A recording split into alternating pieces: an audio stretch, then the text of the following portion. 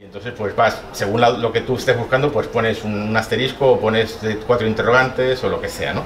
Y de pronto me sale una... Lo único fallo que tiene ese sitio es que es muy lento a veces.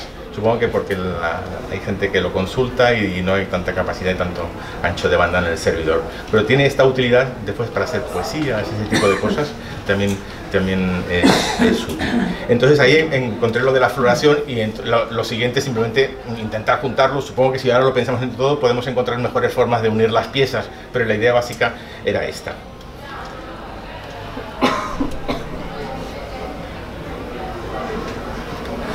Bueno, si con todo este modo parece una receta sencilla, podría ser un traducir y punto. A posteriori todo es muy sencillo. Por eso traducir y punto, sí, en el fondo no está mal, no es mal consejo, sí funciona.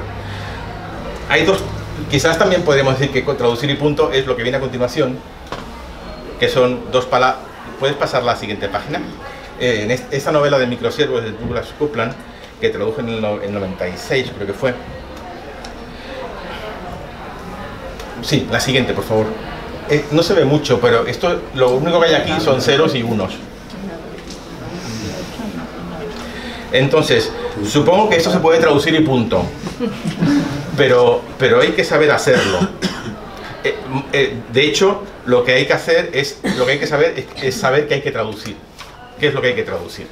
Estas dos páginas, llenas de ceros y de unos, en realidad encierran un pequeño poema reducido a su esencia digital más básica, es decir, a los bits. La traducción aquí pasó por pasar de los bits a los octetos, a los bytes, es decir, agrupar los bits en grupos de 8, escanear esto, pasar esto a convertirlo a texto, que eran todos ceros y unos, dividirlos de 8 en 8, pasar un conversor al código ASCII para que los octetos se transformaran en letras, y entonces ya estaba en inglés. Entonces luego solamente tenías que traducirlo y volver al revés. Solo. Con la pequeña salvedad de que el texto que estaba en inglés, si pasas lo siguiente, era una parodia del credo, tampoco se ve mucho aquí, es el credo del fusilero. Es una especie de oración que forma parte de la instrucción de los marines estadounidenses. Esto lo aprenden de memoria, es como su oración. De hecho, en la película La chaqueta metálica, una de las escenas iniciales que están en el dormitorio, digamos, ahí lo recitan antes de irse a dormir todos. Y hay varias versiones, y esta es la de la chaqueta metálica. Este es lo de Coupland, que es una novela donde los personajes son trabajadores, empleados de Microsoft, por eso se llama Microsoft, por jugar con Microsoft. Esa novela también es muy interesante, es de la mitad de los 90 y tiene un altísimo valor sociológico. Está contando esta vida de los nerds y de los geeks de Silicon Valley, en este caso del campus de Microsoft, cuando está ocurriendo la cosa todavía, ¿no? En ese momento. Hay una escena muy curiosa, empieza el libro con una escena en que uno de los 5 o 6 protagonistas, uno de ellos se encierra en su cubículo y no sale, que resulta que ha recibido un flame mail, ya no se utiliza esa expresión, ¿no? Pero el flame mail, no sé cómo se llegó a traducir, uno de estos troleos, yo qué sé, eso es mucho más moderno, pero un email, un correo flamígero, abroncándote, de Bill Gates. Y decían, Bill, Dios, le ha escrito, ¿no? Ya era un honor que recibir el correo de Bill Gates, un simple empleado que estaba haciendo código y se había equivocado una línea de código, y Bill le metían una super bronca porque se había equivocado, y la reacción del otro era encerrarse en su cubículo y no querer salir hasta resolver el error del código. Eran beta testers y cosas de estas, ¿no? Y entonces los demás, empieza la novela así, con el hombre encerrado en su cubículo, y los demás que se van al supermercado más próximo a comprarle alimentos planos para pasárselos debajo de la puerta. Es todo así, cosas de nerds y de informáticos, pero la gracia es que era en su momento, ¿no? Bien, entonces, bien, si pasamos, este es el original, el corazón de arriba es el corazón del icono del corazón, I love, y donde en la oración decía, yo quiero a mi rifle, o a un fusil, lo que sea, él decía que yo quiero a mi PC, ¿no? Bien, y entonces aquí, bien, pues esa era la traducción, siempre al hacer todo eso, claro, llegas al credo del fusilero, y de pronto dices, anda, pues voy a recurrir también a él, porque algunas cosas a lo mejor entiendo por qué han sido elegidas.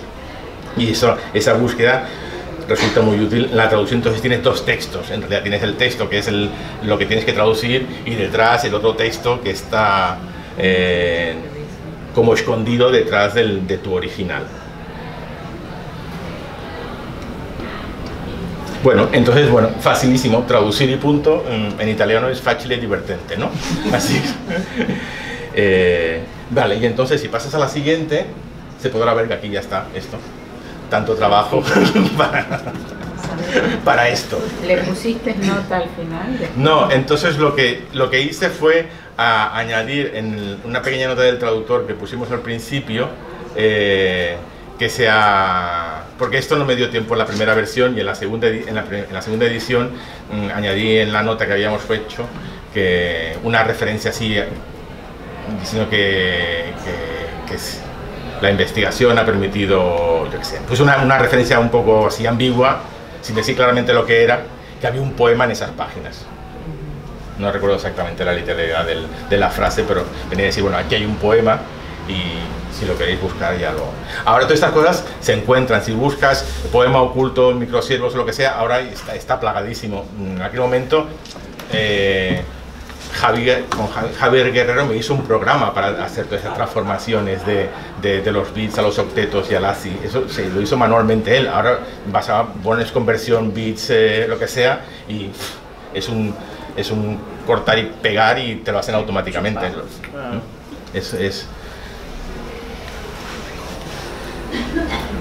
Bien, entonces vemos que entonces en realidad en este traducir y punto hay en cierto modo un tajante rechazo a la participación creativa del traductor, y también a que se salga de ese ámbito de la imitación. También hay expresado un anhelo de unicidad, de alcanzar esa cumbre en el fondo, de alcanzar una cumbre única del sentido y la referencialidad unívoca. Sin embargo, el traductor en su lectura pues pondera diversos aspectos relevantes que entran en juego y reconstruye en diferentes un nuevo equilibrio, y en la medida en que hay diferentes lecturas y diferentes contextos se pueden enfatizar o favorecer determinados elementos. Y por lo que las traducciones pueden ofrecer, por supuesto, resultados diferentes, lo sabéis muy bien todos. En este sentido, traducir y punto no es diferente de leer y punto. Podemos perfectamente leer y punto muchas veces, es decir, leer sin más, y ese ejercicio tiene una innegable utilidad práctica. Por ejemplo, cuando leemos no entrar peligro de muerte. Leemos y punto, y no entramos, y ya está, digamos, no hacemos otra cosa. Pero el edificio cultural se construye con materiales que superan con creces el ámbito de lo unívoco y de lo literal, la mera denotación y la unicidad.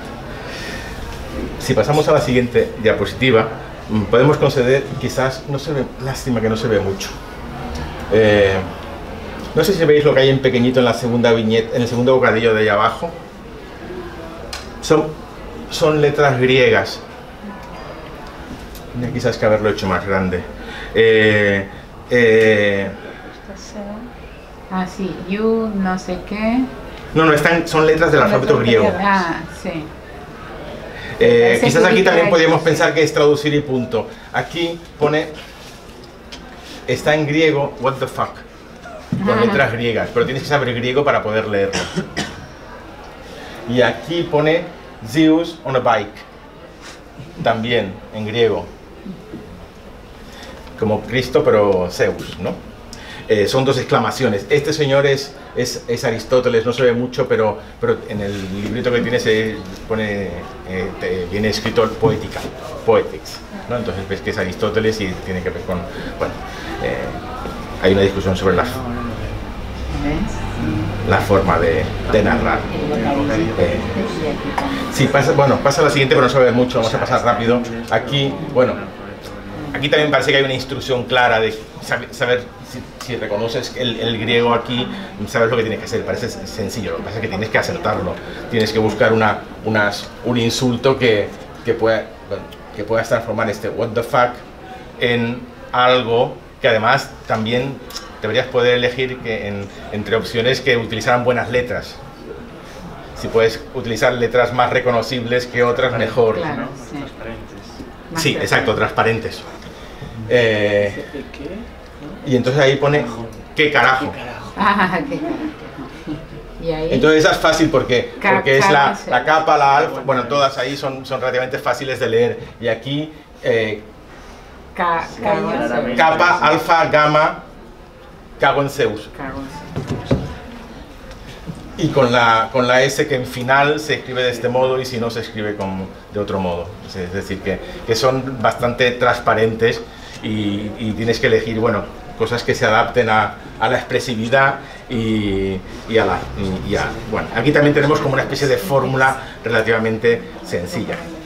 El paradigma del traducir sin más quizás se tambalea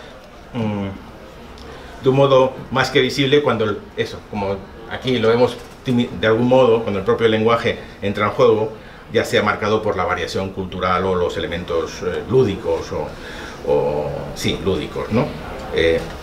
Y en realidad uno de los rasgos, creo yo, de la traducción lograda es que parece sencilla.